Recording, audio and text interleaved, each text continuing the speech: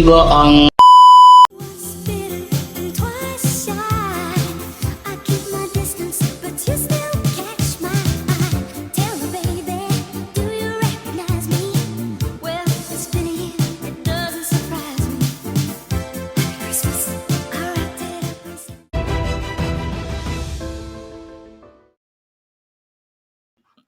Setiap rumah adat tentunya memiliki ciri khas tersendiri untuk mencerminkan kebudayaan daerah tertentu. Mulai dari model rumah, material, relief yang tercetak pada dinding, dan lain sebagainya. Dalam suku Batak, rumah adat merupakan simbol kehidupan masyarakat.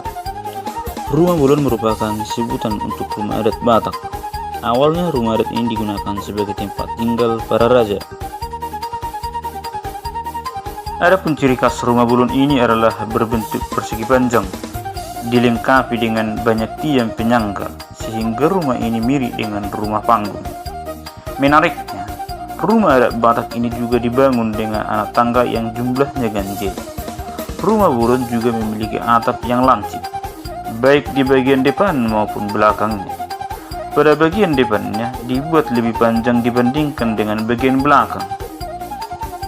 Hal ini dipercaya bahwa keturunan dari pemilik rumah akan sukses.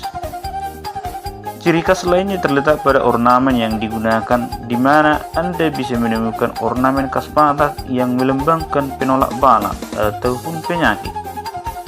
Ornamen atau ukiran tersebut disebut gorga.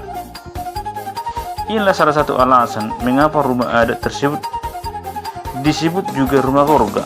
Gorga sendiri bisa ditemukan di bagian luar atau di dalam rumah. Ada 3 jenis gorga yang bisa Anda lihat, seperti gorga cicak, gorga kerbau, dan gorga ular. Gorga berbentuk cicak menggambarkan bahwa suku Batak ini bisa hidup dan mudah beradaptasi dimanapun tinggal. Harapannya adalah setiap mereka yang bersuku Batak dan jauh dari tanah asalnya bisa menjalin persaudaraan dengan suku lainnya. Berikutnya adalah gorga kerbau yang menggambarkan ungkapan terima kasih pada hewan tersebut. Suku Batak percaya bahwa kerbau telah membantu kehidupan manusia. Sementara untuk ornamen ular, suku ini juga dipercaya bahwa jika rumah dimasuki ular akan mendatangkan keberkahan. Gorga lain yang juga diletakkan rumah adat Batak ini seperti motif pakis nipahu, juga rota berduri yang dikenal sebagai madusi, yang biasanya diletakkan di bagian atas dinding pintu masuk. Berikutnya, di setiap sudut rumah Anda bisa mendapati hiasan gajah, kemudian juga wajah bermotif binatang buas yang digunakan untuk menolak bala. Ornamen lain yang juga digunakan adalah kepala singa, kadal yang berfungsi menolak sihir yang datang. Gorga ini ada di aplikasi pada ukiran yang diwarnai, namun ada juga yang hanya berbentuk ilustrasi. Di bagian depan rumah, Anda juga bisa melihat ciri tradisional dengan rentang geografis dan motif spiral. Selain itu akan ditemui pula ornamen payudara wanita yang juga dikenal sebagai adep-adep atau adup-adup. Gorga ini melambangkan kesuburan. Ada sebutan lain untuk rumah adat yang memiliki banyak hiasan atau rumah gorga tadi, yaitu rumah gorga Sarimungu atau Jabu Batara Siang. Bila Anda mendapati rumah adat tanpa hiasan, maka rumah disebut Jabu Batara Suang atau Jabu Ereng. Sementara untuk rumah Bolon, sebetulnya merupakan rumah adat yang memiliki ukuran paling besar. Untuk rumah dengan ukuran kecil disebut juga Jabu Parabale-balean. Rumah adat Batak biasanya berwarna merah, putih, dan hitam yang melambangkan kejujuran, kecerdasan, dan kewibawaan. Rumah adat ini dibuat dengan 2 bangunan utama, yaitu rumah dan sopo. Rumah adalah bangunan tempat tinggal, sementara sopo adalah lumbung padi. Bentuk rumah dibangun persegi 4 dengan jarak antara rumah dan tanah adalah 1,75 meter. Bagian bawah rumah biasanya digunakan untuk kandang hewan peliharaan seperti ayam atau babi, sementara bentuk daun pintunya adalah horizontal dan vertikal. Namun untuk daun pintu dengan bentuk horizontal sudah tidak digunakan lagi. Setiap orang akan masuk ke dalam rumah harus menundukkan kepala karena ada palang yang melintas, di mana tujuan dari balok atau palang tersebut adalah agar siapapun yang masuk ke dalam rumah menghormati pemiliknya. Rumah adat Batak ini memiliki pondasi tipe cincin, yaitu adanya penggunaan batu yang disebut dengan batu ojahan yang dijadikan tumpuhan. Di atas batu ojahan diletakkan 18 buah tiang yang berdiameter 42 cm hingga 50 cm. Sementara filosofi dari tiang-tiang tersebut adalah kebersamaan dan kekuatan. Tiang rumah juga memiliki struktur yang fleksibel sehingga tahan gempa. Berikutnya, pada bagian atap digunakan ijuk atau daun rumbia. Desain bagian atapnya dibuat seperti punggung kerbau atau pelana kuda. Bentuknya lancip di bagian depan dan belakangnya. Bagi masyarakat suku Batak, atap rumah juga dianggap sebagai bagian yang suci. Ini dibuktikan dengan kebiasaan menyimpan barang berharga di sana. Tidak hanya itu, ternyata desain dengan atap melengkung tersebut bisa membantu terpaan angin kencang. Untuk bagian dinding rumah biasanya dibuat dengan sangat hati-hati, karena memang dinding rumah dibuat dengan posisi miring. Tujuannya dimaksudkan agar angin bisa mudah masuk ke dalam rumah. Dinding juga menggunakan tali pengikat yang disebut rek-rek dan terbuat dari rotan dan ijuk. Rumah tidak menggunakan paku untuk menghubungkan setiap bagian rumah. Rek-rek atau tali pengikat dipercaya akan lebih kuat sehingga rumah tidak akan roboh meski terserang angin. Rumah adat Batak dibuat dengan 3 bagian, yaitu bagian atas, tengah, dan bawah. Bagian atas atau atap rumah disebut dengan gijang, kemudian bagian tengah atau badan rumah merupakan bagian tempat tinggal penghuni rumah, sementara di bagian bawah disebut tobara atau tempat para hewan peliharaan tinggal. Dipercaya bahwa bagian atas atau atap merupakan dunia dewa, kemudian di bagian tengah adalah dunia manusia, dan bagian bawah rumah mencerminkan kematian. Pada dinding rumah juga akan ditemui pola rek-rek yang mengartikan bahwa manusia akan saling membutuhkan selama mereka hidup, sehingga diingatkan agar selalu saling menghormati dan memahami perannya di dunia. Makna dan filosofi rumah adat Batak tidak hanya berfungsi sebagai tempat tinggal dan bertidur. Rumah adat Batak memiliki filosofi yang tinggi dan digunakan sebagai pedoman hidup masyarakat. Pondasi rumah dibuat bersegi 4 yang dipadukan dengan tiang dan dinding yang kuat. Pondasi yang dibuat memiliki makna untuk saling bekerja sama saat memikul beban berat. Pada bagian atas rumah yang ditopang menggunakan tiang disebut dengan ninggor. Tiang yang berdiri lurus dan tinggi tersebut bermakna kejujuran. Tiang yang menahan atap rumah disebut juga songsong poltak, yang bermakna jika ada tuan rumah yang kurang baik dalam melayani, maka sebaiknya dipendam di dalam hati dan tidak diutarakan. Di bagian dalam rumah juga terdapat panggung kecil yang serupa dengan balkon. Panggung kecil ini digunakan untuk menyimpan padi. Adapun makna yang terkandung di dalamnya adalah sebagai bentuk pengharapan untuk memperoleh rezeki.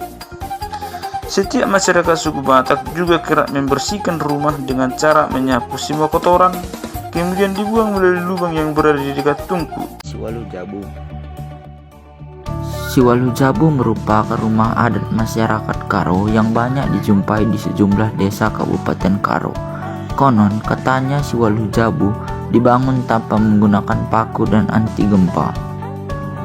Dalam bahasa Karo, walu yang berarti 8 dan jabu yang berarti rumah. Sesuai namanya, rumah ini biasanya ditempati oleh 8 keluarga. Meskipun dihuni oleh 8 keluarga, uniknya ruangan di dalam rumah tersebut tidak memiliki sekat pembatas, di mana pembatasnya diatur secara adat istiadat. Kemegahan Siwalu Jabu dapat diamati dari ukurannya yang besar serta atapnya yang menjulang.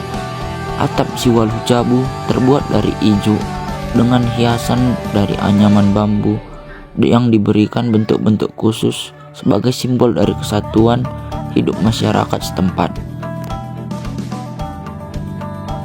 Siwaluh Jabu dibangun dengan material kayu, bambu, dan ijuk. Pada bagian tiang, kerangka, lantai, dan dinding, Siwaluh Jabu menggunakan material kayu.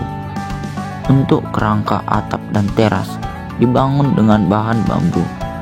Dan bentuk Siwaluh Jabu juga mengambil desain rumah panggung.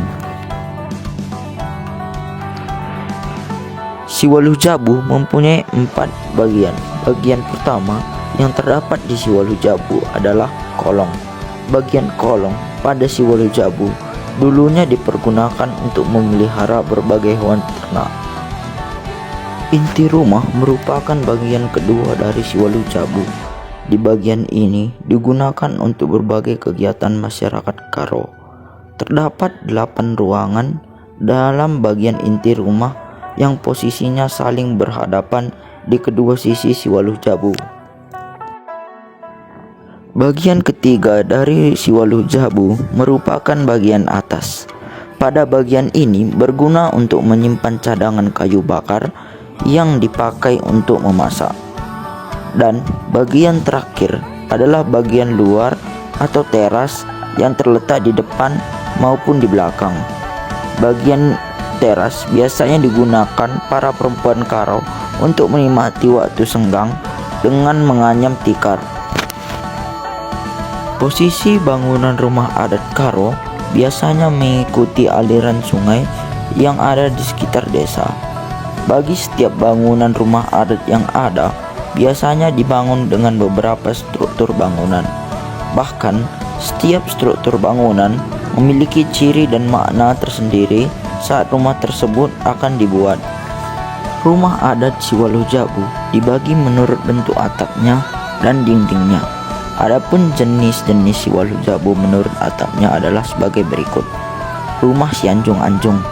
Rumah Si Anjung Anjung adalah rumah bermuka 4 atau lebih, yang dapat juga terdiri atas 1 atau 2 tingkat dan diberi bertanduk.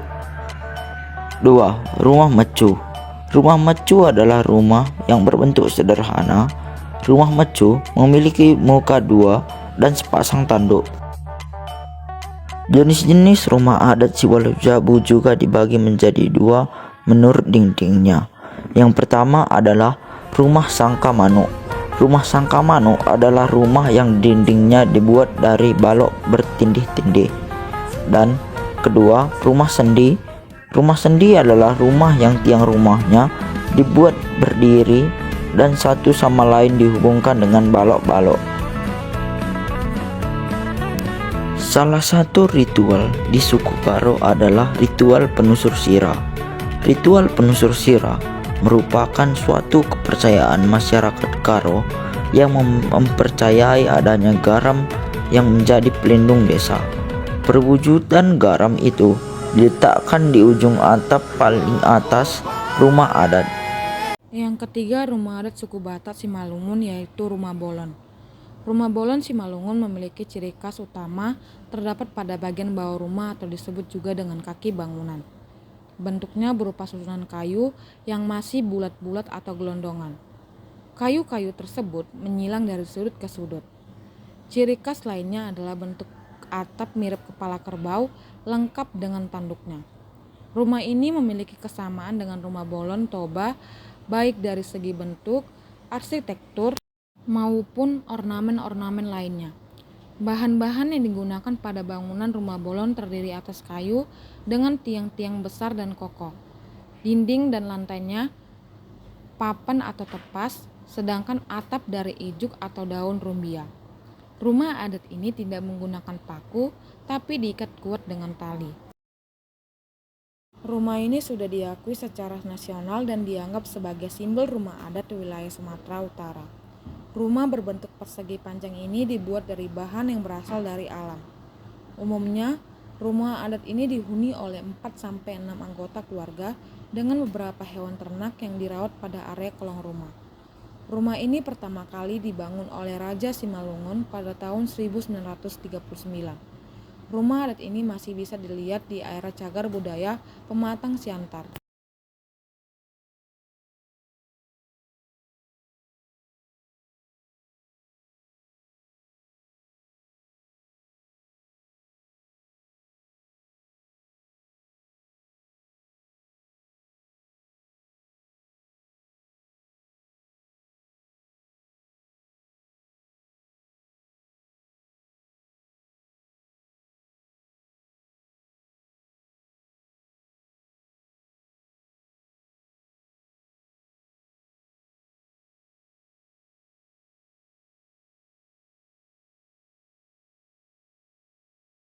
Rumah ini memiliki beberapa keunikan sebagai berikut.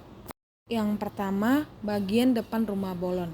Pada bagian depan rumah bolon, tepatnya di atas pintu, terdapat gorga atau sebuah lukisan berwarna merah, hitam, dan putih bergambar hewan, seperti cicak, ular, ataupun kerbau. Lukisan tersebut menjadi dekorasi dan memiliki makna yang dalam. Yang kedua, bagian dalam rumah bolon.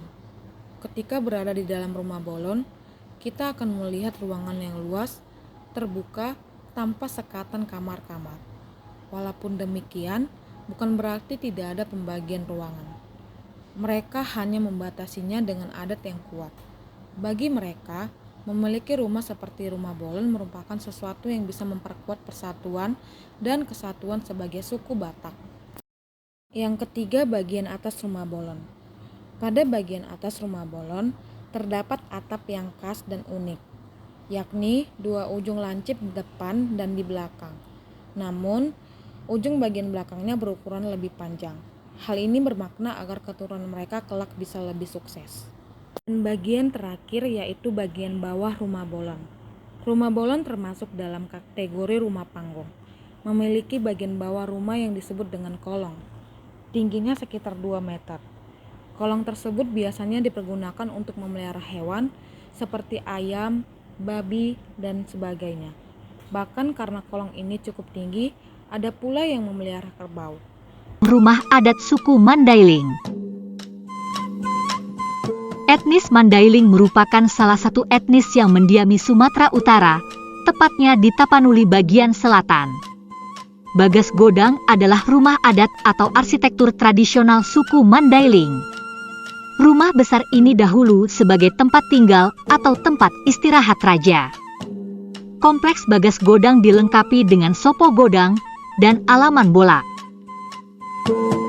Bagas Godang merupakan rumah berarsitektur Mandailing dengan konstruksi yang khas. Berbentuk 4 persegi panjang yang disangga kayu-kayu besar berjumlah ganjil. Ruang terdiri dari ruang depan, ruang tengah, ruang tidur, dan dapur. Terbuat dari kayu, berkolong dengan 7 atau 9 anak tangga, berpintu lebar dan berbunyi keras jika dibuka. Konstruksi atap berbentuk tarup silengkung dolok, seperti atap pedati. Satu komplek dengan Bagas Godang terdapat sopo godang, sopo gondang, sopo jago, dan sopo ema. Keseluruhan menghadap ke alaman bolak. Alaman bolak adalah sebuah bidang halaman yang sangat luas dan datar. Selain berfungsi sebagai tempat prosesi adat, juga menjadi tempat berkumpul masyarakat. Sering juga disebut alaman bolak silang seutang. Maksudnya, siapapun yang lari ke halaman ini mencari keselamatan, ia akan dilindungi raja. Sopo godang adalah tempat memusyawarahkan peraturan adat. Selain itu, tempat ini juga dijadikan untuk pertunjukan kesenian, tempat belajar adat dan kerajinan, bahkan juga tempat musyafir bermalam.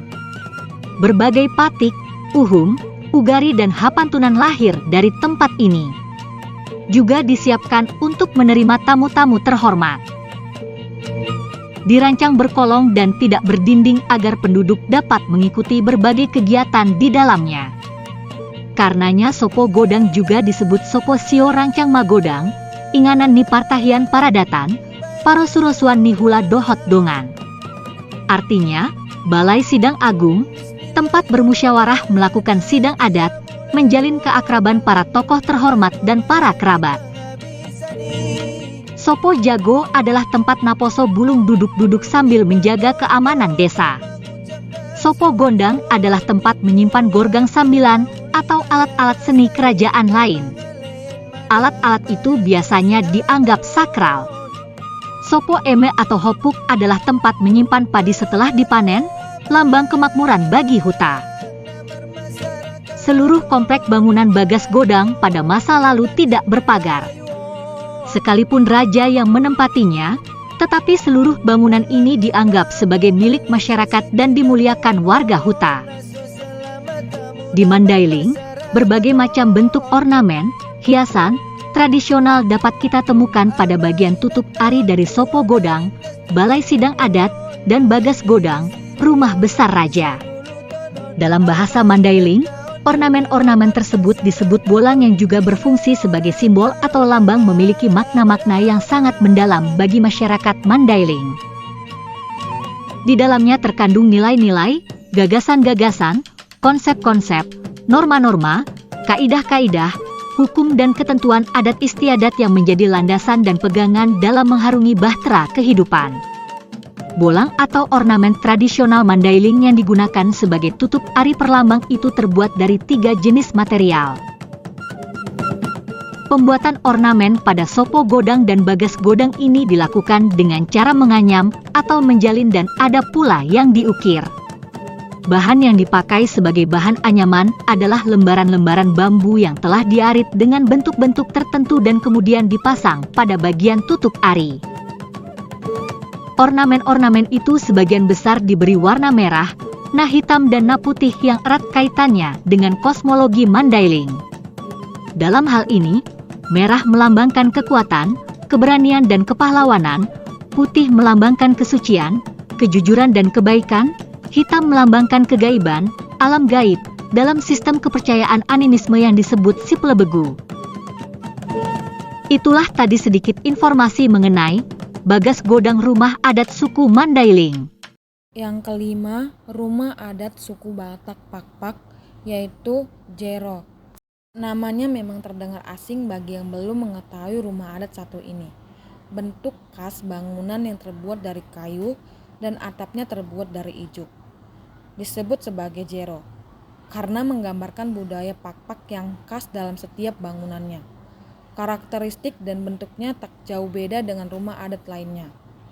Penyebaran suku Pakpak ini dimulai dari Barus di Kabupaten Tapanuli Tengah, Kabupaten Humbang Hasudutan, Kabupaten Dairi, hingga Kabupaten Pakpak Barat.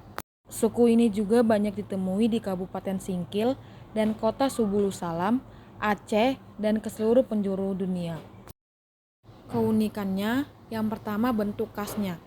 Jero memiliki bentuk yang unik, menyerupai kapal terbalik dengan atap melengkung yang terbuat dari ijuk.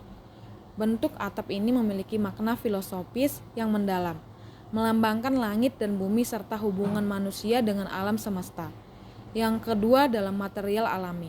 Seluruh bagian Jero terbuat dari bahan alami seperti kayu dan ijuk. Penggunaan bahan alami ini mencerminkan keselarasan suku Pakpak dengan alam. Yang ketiga dalam jumlah tangga.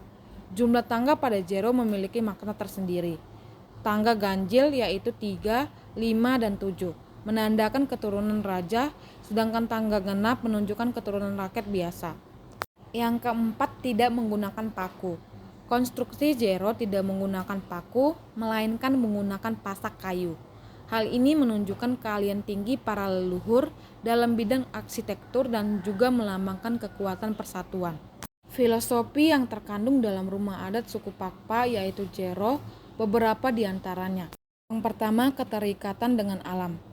Penggunaan bahan alami dan bentuk atap yang menyerupai langit menunjukkan penghormatan suku Pakpak terhadap alam sebagai sumber kehidupan. Yang kedua, nilai-nilai luhur. Setiap bagian Jero memiliki makna simbolis yang berkaitan dengan nilai-nilai luhur, seperti kekeluargaan, gotong royong, dan penghormatan terhadap leluhur. Yang ketiga, dalam kearifan lokal. Jero merupakan wujud nyata dari kearifan lokal suku Pakpak dalam beradaptasi dengan lingkungan dan memenuhi kebutuhan hidup. Meskipun zaman terus berubah, Jero tetap menjadi bagian penting dari identitas suku Pakpak. Sayangnya jumlah Jero yang masih berdiri saat ini semakin berkurang. Upaya pelestarian dan pengembangan Jaro perlu dilakukan agar warisan budaya ini tidak hilang di telan zaman.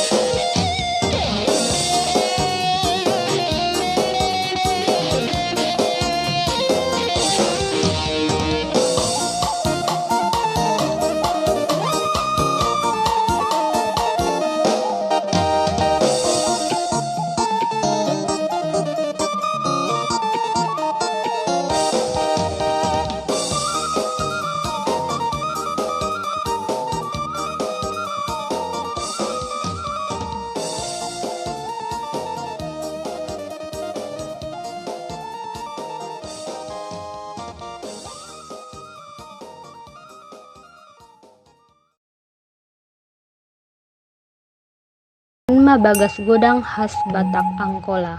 Bagas godang bata angkola ima adong marbentuk sian bahan material hayu papan tulan tedot dindingna tu bagian atapna bahan material digunahon sian ijuk sangape sian tano liat. Cara pembuatan di bagas godang ini ima na berbentuk bagas ginjang tiang nai na menjadi panahanna. Bahat penyamahan bagas godang dohot adat Mandailing. Rumah adat Batak Angkola adong perbedana dohot rumah adat Mandailing ima bagas godang tai. Na perlu iboto perbedana antara bagas godang Angkola rap Mandailingon. Ima mulai sian cara membuatna sangape gambarna sampai tu bagian utamana. Opat, filosofi bagas adat Batak Angkola. Ima sampai gambarani hiasanai na digunahon membangun bagas adat na adong arti sangape filosofina. Idiama tersongon bagian ginjang, pintu nai nama gunahon lukisan gerongga na adong arti persudaroan antara ni masyarakat na sangat kuat di paradatan. Nah hasian bagas adat Angkola ima bentuk ni pembangunanna. Idia sian bagianna menyerupahon tanduk ni kudo, dinding na dibanguni, nadong plafonna, dohot ginjangna ima cukup pendek, ima cukup iba jonjong sajo. Nah terakhirna, idia mah bagas adat Angkolai, adong namar bentuk kotak dohot atap nai godang di bagian jolo. Songoni musti adong atap naminek di ginjang, ima marbentuk sogi tolu. Bagas godangon na bahatan marwarna coklat tobang, na agak gorsing dohot na botar. Mungkin saya maju na bisa hai sampehon.